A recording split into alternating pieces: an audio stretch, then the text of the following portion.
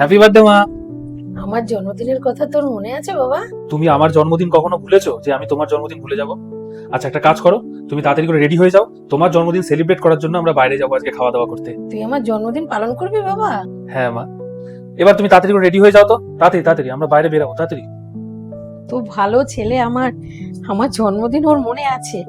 ও আমাকে বাইরে জন্মদিন পালন করতে নিয়ে যাবে। তাড়াতাড়ি রেডি হয়ে নি বাবা।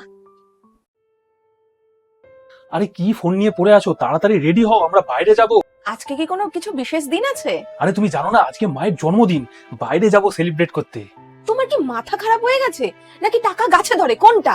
এই বয়সে কে আর বার্থডে সেলিব্রেট করে, তাও আবার বাইরে গিয়ে?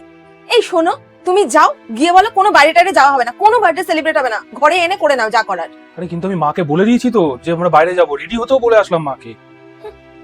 বেশি বেশি যত সব।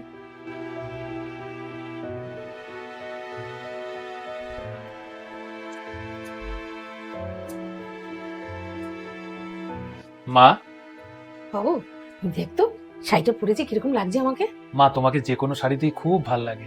বাবু তুই যখন থেকে আমাকে বলেছিস না আমার জন্মদিন তুই বাইরে পালন করবি, তখন থেকে আমার খুব আনন্দ হচ্ছে। জানিস বাবু, সারা জীবন কেটে গেল, কোনোদিন আমার জন্মদিন বাইরে পালন হয়নি। আজকে হবে মা, চলো।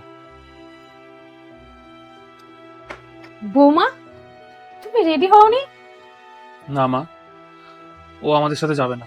বাবু, আনন্দটা তো তখনই হয় যখন পরিবারের সবাই একসাথে থাকে, আর বৌমা যখন যাবে না আমরা কেউ যাব না। প্লিজ মা, এরকম ভাবে বলবেন না। আপনি 2 মিনিট দাঁড়ান, আমি এখনই আসছি রেডি হয়ে।